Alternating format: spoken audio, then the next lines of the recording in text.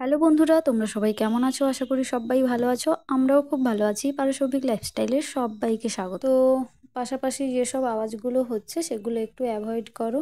তো কারণ আমরা যেখানে থাকি একটু আওয়াজ হয়, গাড়ি ঘোড়ার আওয়াজ হয়, কিছু করার নেই।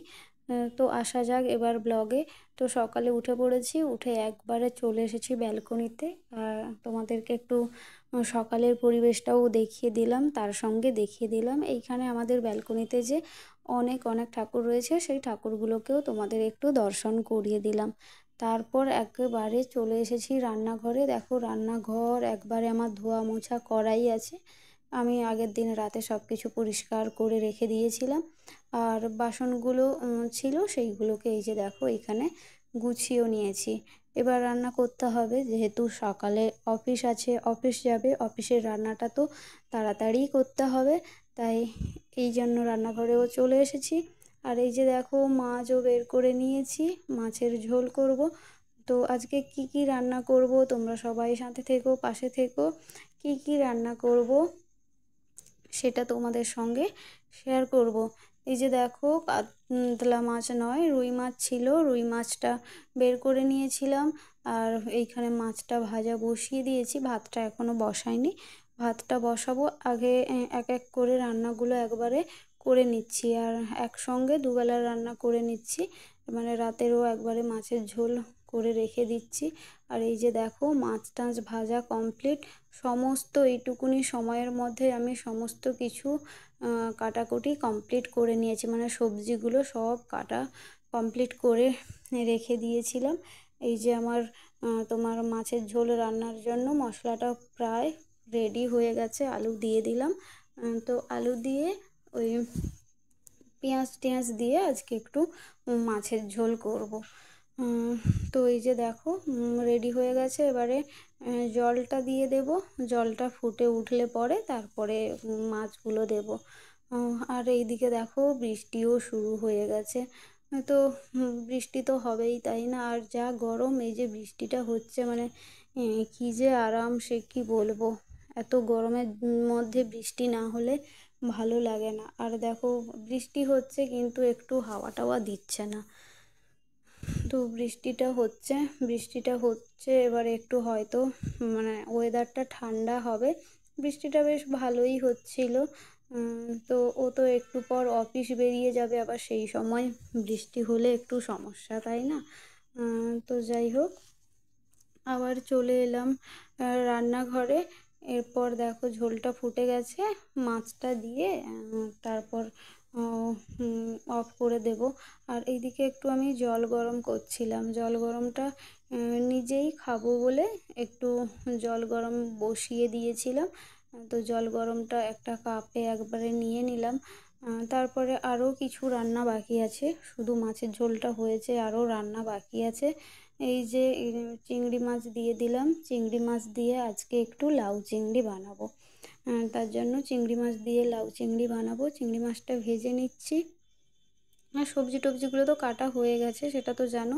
তারপরে এই যে পেঁয়াজ দিয়ে দিয়েছি, পেঁয়াজ লঙ্কা আর একটু জিরে ফোড়ন দিয়ে দিয়েছি। দিয়ে লাউটাকে তুলে দিলাম, ও হতে থাকবে। তো লাউয়ের তরকারি তো হয়ে গেছে, আর বেশি দেখালাম না। আর এইদিকে দেখো আলু উচ্ছে আর কাঁকরোল বসিয়েছি। আর ওইদিকে পাশে হচ্ছে দুধ গরম বসিয়েছিলাম। তো আজকে ও খেয়ে যাবে টিফিনে কর্নফ্লেক্স, তার জন্য দুধ গরমটাও বসিয়ে দিলাম। আর এইদিকে টিফিনটা রেডি করছি। ওর স্নান টান সমস্ত কিছু কমপ্লিট হয়ে গেছে, আর আমি টিফিনটা রেডি করছি। আর এই সকালে যারা মানে যাদের অফিসের তাড়া থাকে, তাদের বাড়িতে যে কি যুদ্ধ চলে একমাত্র আমি জানি। মানে কোনো রকম সকালে নিজে খাই না খাই ওর টিফিন রেডি করতে হবে। রান্নার জন্য সমস্ত কিছু আগে মানে রান্নাটা 10টার মধ্যে কমপ্লিট করা চাই। তো এবার ও অফিসও বেরিয়ে চলে গেল। এবার তো আমি সারাদিন একা একা থাকবো। আমার একার যা ইচ্ছা তাই করব, মানে একা একা এবারে সময় কাটবে। সময় কাটা মানে কি, ওই ফোন ঘাঁটা এই সব আর কি। তো ও চলে গেল। তারপর এই যে দেখো আমিও একটু নিয়ে নিলাম কর্নফ্লেক্স। তো সব সময় ওই চাউমিন ম্যাগি খেতে ভালো লাগে না, এইগুলো খেলেও একটু ভালো লাগে। ও আজকে খেয়ে গেছে, ওকে আজকে চাউমিন টাউমিন কিচ্ছু বানিয়ে দিইনি। ওই কর্নফ্লেক্সই খেয়ে গেছে। তো যাই হোক, তো চলো এগুলো একটু খেয়ে নিই, তারপরে আবার তোমাদের সঙ্গে আসছি। আর এই দিকে দেখো, এই বিচ্ছু দুটোকে দেখো কেমন বদমাইশি করছে, আমিও একটু ভিডিও করে নিলাম। তো যাই হোক, কাজটা প্রায় কমপ্লিট হয়ে গেছে, আমার স্নানও কমপ্লিট হয়ে গেছে। তারপরে দেখো একটা অদ্ভুত কাণ্ড করছি, বরফ ফেসিয়াল। তোমরা কি কোনো দিন করেছো? আমি আজকে ফার্স্ট টাইম করলাম। ফার্স্ট টাইম মানে আগে একবার করেছিলাম, তো তারপরে আজকে একবার করলাম। বরফ ফেসিয়াল করলে নাকি মানে স্কিনটা ভালো থাকে, মানে স্কিনটা গ্লোয়িং হয়। তো যাই হোক, তো বরফ ফেসিয়াল করছিলাম। বরফ ফেসিয়ালটা কেমন করতে হয় বলো তো? মানে জল নিতে হয়, জল নিয়ে কয়েকটা বরফের টুকরো দিয়ে দিতে হয়, দিয়ে মুখটাকে জলে মধ্যে চেপে রেখে 1 থেকে 10 গুণে 10 পর্যন্ত এই বরফ জলটাতে মুখটাকে রাখতে হয়। তারপরে এইরকম নাকি 6-7 বার করতে হয়। আমি এইরকম 6-7 বার করেছি।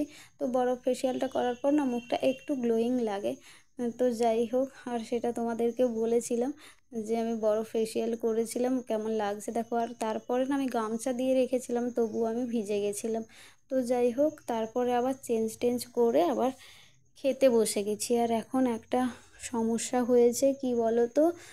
যে খেতে বসলে না একা একা খেতে কেমন একটা লাগে। তাই কি করছি, এই যে দেখো সামনে ফোন চালিয়ে দিয়েছি আর খেতে বসছি। তাও মনে হয় কেউ একটা যেন কথা বলছে। সন্ধেবেলা আবার চলে এলাম রান্নাঘরে, চিড়ের সঙ্গে চানাচুর মিশিয়ে একটু ভেজে নিচ্ছি, খেতে কিন্তু ভালো লাগে। তো আজকের ব্লগটা এইখানে, দেখা হবে পরের ব্লগে। সবাই ভালো থেকো, সুস্থ থেকো।